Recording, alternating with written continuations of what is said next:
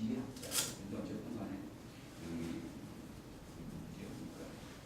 이 양반도 중간에서 베냐민을 많이 언급합니다. 그래서 그렇게 얘기를 해요. 자기의 이 책을 통해서 베냐민에 대한 이해가 더 증폭되기를 바란다. 이런 문장도 있어요. 그럴 만큼 이제 베냐민과도 관련이 깊이 있습니다. 시대적으로. 그래서 한번 위에서 읽어보시면 좋을 것 같습니다. 그래서 오늘은 우리가 어쨌든 모들레르의 전체적인 시야를 좀 살펴볼 수 있는 우울과 이상에서 몇 편을 좀 뽑아보고요. 그리고 좀 빨리 나가도록 하겠습니다. 빨리 나가도록 하고 그리고 빨리 풍경 부분은 좀 꼼꼼하게 좀 전체적으로 읽어보면 지난번에 리더 이건 뭐죠? 독자에게라고 하는 부분을 저희가 했어요. 그래서 독자라고 하면서 독자 이 까다로운 괴물이라고 얘기를 하고 있죠. 그 권태의 문제에서도 얘기를 했고 그래서 자기의 그런 이 시가 어떤 독자들에게 모들레르가 이 독자를 아주 혐오했거든요.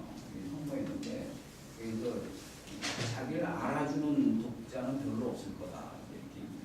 그래서 이상한 독자들만 이 시를 읽을 거다. 이렇게 얘기하고 있는 분에 괴물이라고 그러고 그리고 독자는 전부 무분해져가지고 시대적인 어떤 풍조에 전부 물들어가지고 그리고 자기 시를 절대로 받아들이지 않을 것이고 이해도 못할 것이다. 이런 식으로 얘기를 하는데 사실 이제 이걸 보게 되면 일부러 독자에게 이 시를 특정한 독자를 상정을 하고 쓴다 이런 식의 얘기를 하고 있죠.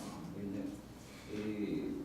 모들레르가 이제 뒤에 무슨 서문이나 이런 거 보게 되면 이 시가 환영을 받는다면 나는 대단히 슬플 것이고 그리고 이 시가 이해되지 않아서 버려진다면 나에게는 축복이다. 이런 식의 얘기도 하고 있는데 어쨌든 간에 그래서 바로 그런 부분 그래서 독자에게를 좀 했습니다. 그래서 그 다음에 우리가 보게 되면 제가 읽어내려고 하는 것 알바트로스 워낙 유명한 그 시인데 그래서 알바트로스는 이게 막 지중해나 이런 데 막 날아다니고 있는 커다란 무슨 새라고 얘기해요. 커다란 새인데 번역하게 되면 김준희 선생 같은 분이 신청공이라고 신청온 무슨 그게 온자는 노이는 온자인데 이게 큰 새니까 큰 새고 이제 늙은이로 표현을 하는지 그래서 알바트로스라고 하는 거죠. 잘 알려진 것처럼 이 알바트로스는 기본적으로 이제 시인의 당대의 시인입니다. 서정시가 더 이상 쓰여질 수 없는 시대에 그럼에도 불구하고 서정시인으로 남고자 하는 것이 바로 모들레르의 생각인데요. 그래서 이 서정시가 어떻게 생존할 수 있는가라고 하는 것을 일종의 이제 탐구했던 시인이라고 볼 수 있습니다. 모들레르를. 그래서 서정시가 불가능하다라고 하는 것은 완전히 기존에 있었던 아름다움이라고 하는 게 더 이상 존재하지 않게 된 시대라는 거예요. 과연 자연과의 교감이라든지 어떤 오래된 것들과의 교감이라든지 그래서 이 서정시는 언제나 사실은 그 전에 오래된 것들과의 어떠한 그 시는 쓰는 사람과 주체와 그리고 자연은 가장 오래된 것이죠. 그렇지 않습니까? 그래서 그 자연이나 아니면은 파리를 얘기해도 그 오랜 시간이 축적돼 있는 그러한 그 도시 풍경들 이것들과의 관계에서 도시 서정시가 쓰여질 수 있고 자연 서정시가 쓰여질 수 있는데 그러나 이제 모들레르가 살았던 바로 이 19세기 말 이 부분은 뭐냐면 근대화가 이루어져 근대성의 가장 핵심적인 사항이 뭐냐면 더 뉴예요. 새로운 것. 그리고 이 새로운 것의 자기 근거는 뭐냐면 절대로 옛 것을 취하지 않기라고 하는 것입니다. 그래서 우리는 보통 그것을 근대성의 가장 중요한 그런 경향성 중에 하나를 전통과의 단절입니다. 그래서 새로운 것. 그런데 바로 이 새로운 것들의 어떤 소용돌이 속에서 서정시는 있을 수가 없어요. 서정시는 존재할 수가 없습니다. 그럼에도 불구하고 보들레르는 자신을 마지막 서정시인이라고 이해했고 자신의 정체성을 그렇게 했을 때 이 마지막 서정시인으로서 이 서정시를 어떻게 이제 살릴 거냐라고 하는 것. 그래서 이게 바로 옛 것과 새 것의 관계가 보들레르 시를 이해하는 데 굉장히 중요한 그러한 이제 관건이 되는 것도 바로 그것입니다. 그래서 보들레르의 서정시는 여러 가지 다른 관점을 읽을 수 있겠지만 근대성 자체의 문제점으로 읽을 수 있어요. 다시 말하자면 뭐냐면 옛 것과 새 것의 관계가 도대체 뭐냐라고 하는 것. 이 문제로 이제 읽어낼 수 있거든요. 그래서 이 알바트로스는 바다에서 이제 큰 어떤 그 갈매기 같은 새인데 이 새를 바로 이제 보들레르가 자신과 동일시하면서 이 시대 속에서 쓸모가 없어진 쓰레기가 되어버린 어떤 서정시 그것에 대해서 그 운명에 대해서 아니면 그 현상에 대해서 우려하는 거죠. 그래서 보게 되면 흔히 뱃사람들이 재미삼아서 거대한 바다새 알바트로스를 잡는다. 이 한가하게 날아다니는 항해 길동무는 깊은 바다 위를 미끄러져가는 배를 따라간다. 근데 일단 갑판 위에 잡아놓으면 뭡니까? 이 창공의 왕자도 뭐예요? 서툴고 수줍어서 어쩔 줄 모르고 가엾게도 그 크고 흰 날개를 그 노처럼 옆구리에 질질 끌고 다니는구나 그러는 거예요. 아마 잡아놓으면 백전에서 이 날개가 크니까 이제 걸어다니겠죠. 걸어다니면 그걸 질질 끌고 다니는 알바트로스를 얘기를 하죠. 날개 달린 이 나그네 얼마나 뭡니까? 기가 죽었나. 좀 전만 해도 그렇게 멋있던 것이 어이저리 우습고 흉한 고백이었나. 어떤 사람은 파이프로 무리를 건드려 약 올리고 어떤 사람은 절름절름 전에는 하늘을 날던 병신을 흉내낸다. 그렇죠?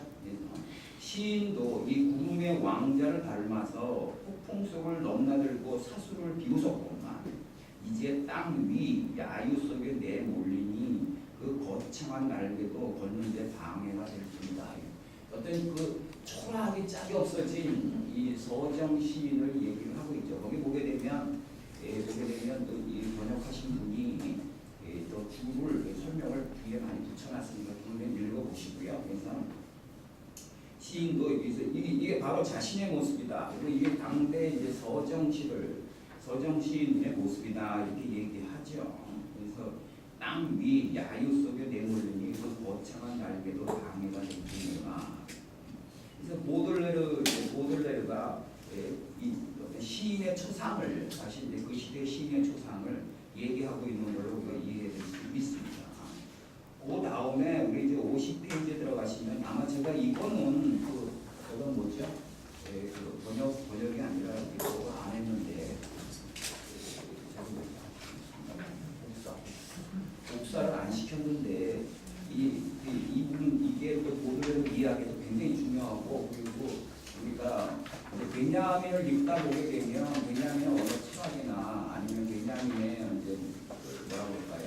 이러저러한 역사 철학 속에서 이 단어를 많이 발견해요. correspondence, 교감한다, 서로 마주친다라는 거죠. 서로 마주친다, correspondence. 그래서 이 교감이라는 건데 이 교감이라고 하는 게 베냐민의 그 어떤 베냐민을 사실 조금 끌고 나가면 거기까지 베냐민이 깊이 들어가지는 않았으나 근본적으로 보게 되면 소위 어떤 이런 문후적 교감, 우리 감각으로 보면 진 에스테틱이라고 얘기하죠. 공감각이라고 얘기합니다. 그래서 우리가 바로 그거를 뭡니까 보들레르에서 다 발견할 수가 있는데 바로 여기에 그 보들레르의 미학의 가장 목적이 뭐냐? 보들레르가 가지고 있는 어떤 미적 이상이 도대체 어디 있느냐라는 것을 가장 정확하게 보여주고 있는 게 이 교감이라고 하는 시예요. 그래서 여기 읽어보면 자연은 하나의 신전, 거기 살아있는 기둥들에서 이따금씩 어렴풋한 말 소리가 새어나오고 말 소리가 말소리가 새어나오고 언어의 인간이 그곳 상징의 숲을 이 상징이지요. 그래서 그곳 상징의 숲을 지나가면 그 숲은 정다운 시선으로 그를 지켜본다라고 얘기하고 있습니다. 그래서 자연은 하나의 신전이고 거기 어떤 영들이 살아있다라고 이제 하는 거죠.